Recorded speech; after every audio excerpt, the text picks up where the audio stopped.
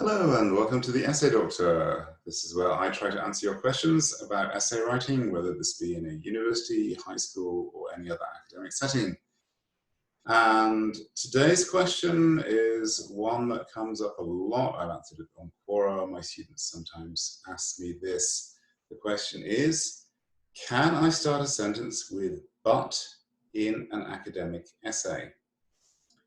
Now, the last few words are important. We're only talking about academic writing here because if you're writing a blog or a novel or something like that, then of course you can start a sentence with any damn word you like. But is a tricky one in any kind of formal writing, particularly academic writing, because it lies at that blurry interface where grammar meets style.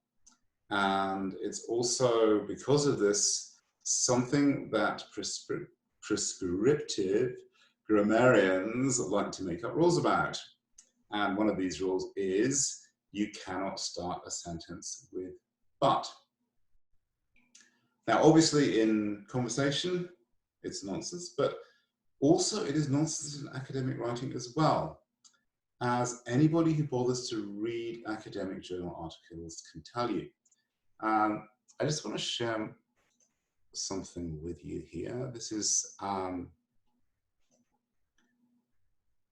series of articles, a ton of articles actually, that I collated in the early 2000s when I got curious about academic language. We didn't have Google Scholar in those days. So what I did was create what is known as a corpus. A corpus is just a large amount of text that is slung together and analyzed by linguists. And for this very, very small corpus, I just pulled a lot of academic journal articles out of our library and onto my hard drive and categorized according to discipline.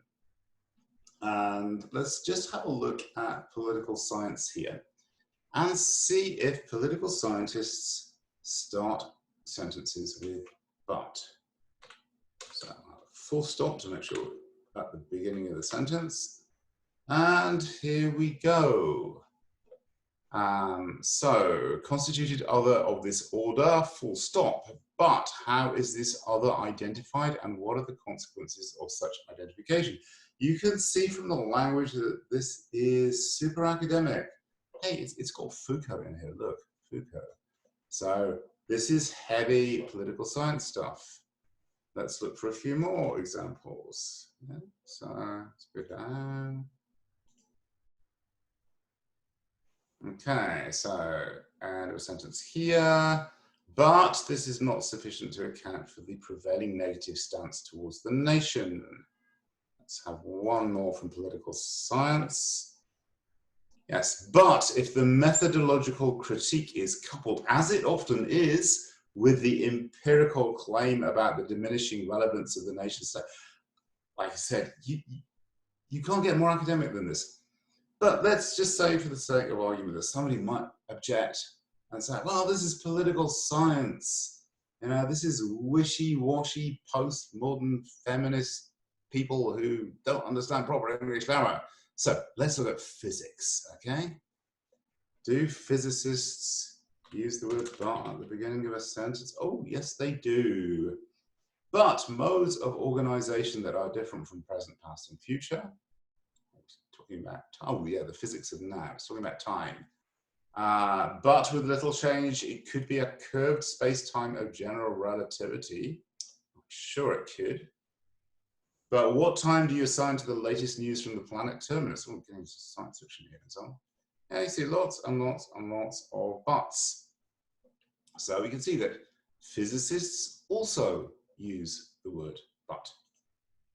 So I could go, because I have corpora on physics, political science, what else did I look at? History, English literature. And as a general rule, anytime that some textbook writer says, oh, you can't do this in academic writing, you can find somebody who has done it.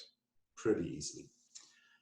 So, if that is the case, then why do some people give us this rule? Either a descriptive rule, people do not use the word but in academic writing, which is clearly false, or a prescriptive rule, you should not use the word but to start a sentence in academic writing. Now, this is where it gets a bit more interesting because we're not talking about grammar now, we're talking about style. So are there stylistic reasons why it's not a good idea to start a sentence with but? Well, yes and no. Like I said, this is at the strange interface where grammar meets style. So let's first look a little bit at the grammar. Now, the word but is what we call a coordinate conjunction. So we need to look at the grammar of coordinate conjunctions to understand the style of coordinate conjunctions. So here we go. Coordinate conjunctions. There are two types of conjunctions, coordinate and subordinate. I'm not interested in subordinate conjunctions at the moment. They may form the second part of a series on linkers, who knows. At the moment, we are interested in coordinate conjunctions. The name is not important. It's not very meaningful. Well, it means something in syntax, but it's not useful for understanding the words. Fortunately, they are a small set of small words. These are for, and, nor, but, or, yet, and so. And it's easy to remember because it reads fanboys. Now, these conjunctions have certain things in common. One is that they're all short, which I don't think is important because as is also short and as is a subordinate conjunction, but it may help you remember them. The other is that they're kind of flexible in terms of what they link.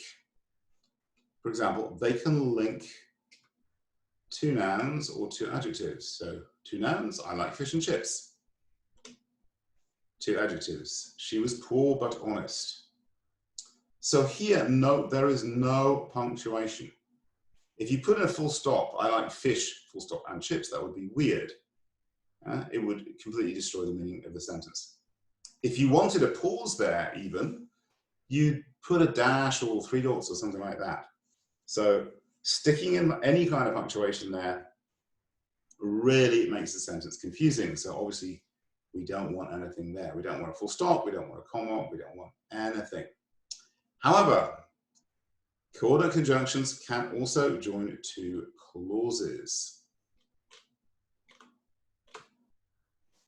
So in this case, we have two clauses. A clause, just to remind you, it's like a phrase, but it has a subject and a verb, and frequently a bunch of other stuff.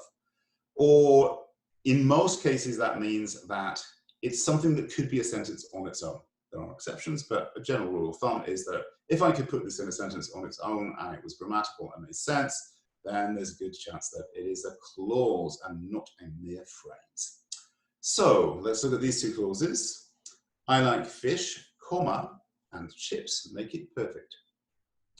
She was poor, comma, but she was honest. So the comma here is to tell the reader that there is another clause coming and not just another noun or another adjective. Because if we hear fish and chips, our natural tendency is to think of the meal fish and chips, rather than to think, oh, chips is the start of something new. So the default for any coordinate conjunction is to have it as part of the sentence, but precede it by a comma. And this is what I advise you to do in your essays. But you can also do that. You can turn them into two separate sentences. I like fish, and chips make it perfect. She was poor, but she was honest. That's a musical song, by the way, in case you didn't know. So what are we doing here? We are using the full stop to give the idea that there's a longer pause than with a comma. This is why punctuation is tricky, because punctuation does two things. Firstly, it indicates the structure of the sentence, the grammar of the sentence. Secondly, it indicates how the sentence would be read aloud. Punctuation actually originated in ancient Greece, and the first punctuation mark, it looked a little bit like a slash, and it was just a sign to actors and speech makers saying, take a breath here. And that has kind of continued, even though punctuation has got really, really complicated. So we still have this idea that a full stop is like a much longer pause than a comma. So grammatically, we're still linking two clauses, but in terms of how they look, they are now two sentences. And in terms of how they would sound to your ear, there is a pause before the conjunction, which has the effect of emphasizing it. I like fish, and chips make it perfect. She was poor, but she was honest. And we do this with some other coordinate conjunctions. Quite common with so. It's extremely common with yet, less so with nor and or and for. So why do I say go easy with this in academic writing? Having seen that people do it, why the caution? The thing is that in academic writing, we tend to follow the default grammar, and the default is a comma. But if we break the rules, we do so for a reason. Like I said, if you put a full stop before but or and or so, then you do it because you want to emphasize the conjunction. And sometimes that's what you want to do. We saw that with the examples from political science and physics. They wanted to make a big but. They wanted to emphasize the but. Now, the problem is if you do this with every coordinate conjunction and you use a lot of coordinate conjunctions, then it's almost like shouting at the reader. It's like going, but, and, so. After a while, it gets a little bit irritating, particularly with students who overuse coordinate conjunctions anyway. If I asked my students to write all the linking words they could on the whiteboard, they would fill the whiteboard very easily. They would have however, and on the other hand, and furthermore, and nevertheless, and so on. But under conditions of stress, like a final exam, they tend to come back to what they're most familiar with, which is and, but, so, because. And if on top of that, they start a new sentence every time they have one of these words, then the writing is disjointed. As I said, it's almost like they're shouting out their conjunctions. So my advice on coordinate conjunctions is, if in doubt, just follow the default. If it joins two clauses, just put a comma before it. If you want to start a new sentence, then you think, do I really want to hit the reader hard with this but, or could I use a different linker, like however, or conversely? That also gives you a greater range of meaning as well. We're talking here not about conjunctions, but about adverbials, but adverbials will be the subject of another episode of the Essay Doctor. So, thank you for listening. If you have any questions you would like me to answer, please leave a comment. And of course, like, subscribe, share, and do anything else you want with this